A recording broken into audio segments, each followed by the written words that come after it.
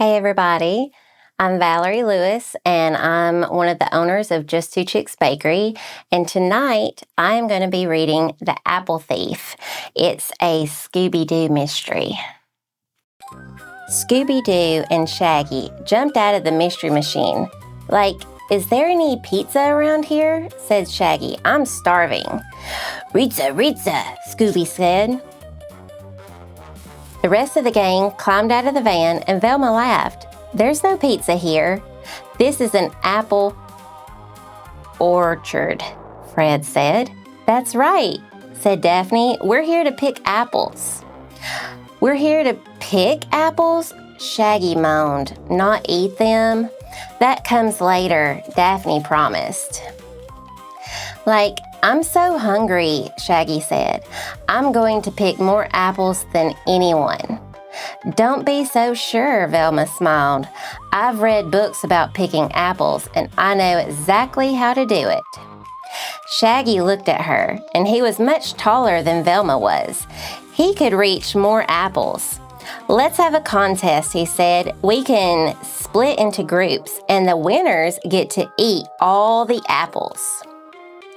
I don't know, said Velma. This is a big place. Maybe we should stay together so we don't get lost. Shaggy pictured apple pies and apple jam. Scooby pictured candied apples and sweet applesauce. Row away, said Scooby. Then the contest began, Velma said. Everyone took baskets and Shaggy and Scooby went one way and Daphne led Fred and Velma the other way. Shaggy reached for apples way up high, and Scooby bent for apples way down low. One by one, they put them in the basket. A little later, Shaggy checked the basket. Zoinks, he cried. It's empty. Shaggy eyed Scooby. Did you eat the apples? Row-ray, said Scooby. Roo ate the wapples. Like, no way for me, Shaggy said.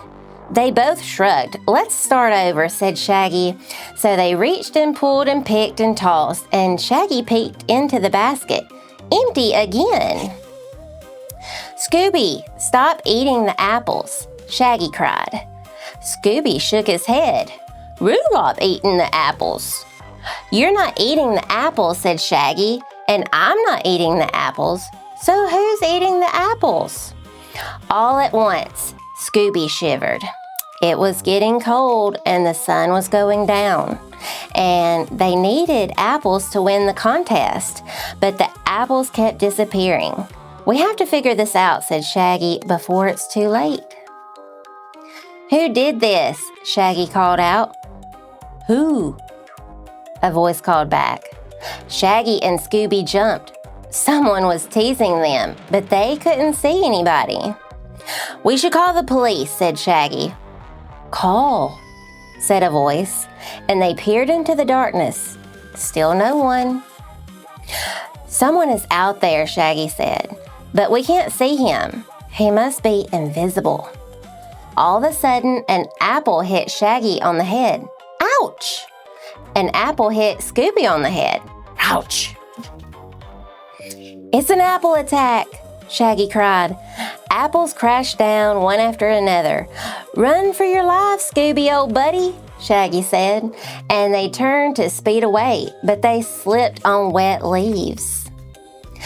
Crash! They bumped into something big and tall, and giant arms trapped them. It's the invisible man, Shaggy shouted, and they tumbled to the ground in a heap. Boom, boom, they heard thudding footsteps and breaking branches, but they couldn't see a thing. More invisible people? It's a whole army, Shaggy wailed. We're goners. Jinx, said a voice. We finally found you. The invisible man sounds just like Velma, said Shaggy, and Velma pulled a wet leaf from Shaggy's eyes. It is Velma, she said. What? Shaggy leaped to his feet. You're all here. You must have scared away the invisible men. Shaggy explained about the missing apples and the voices teasing them and the apples hitting them on the head and the giant arms grabbing them. And Velma pushed away 2 branches. These are your giant arms. You ran into a tree, but you couldn't tell because leaves covered your eyes. Who? Call, the voice said again. Said Velma. That's who. It sounds like a hoot. And the call, well, that sounds like a call.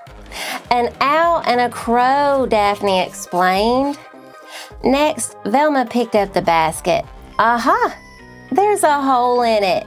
That's why the apples disappeared. They kept falling out. But what about the apple attack? Shaggy asked as another apple hit his head. Ouch! Fred grinned. The apples are ripe. That's right, Velma agreed. The wind blows them down or they fall on their own. The mystery was solved, but now it was so dark the gang could hardly see. How will we ever find our way back? Asked Daphne. Look at this, Scoob, said Shaggy. All our apples are in a row. It's like a trail, said Velma. We can follow the apples to find our way back. But, said Shaggy, how do we know who won the contest? Velma grinned. You can walk, eat, and count at the same time. 1, crunch. 2, crunch. Scooby-Dooby-Doo. That's all for now. Good night, everybody. Sweet dreams.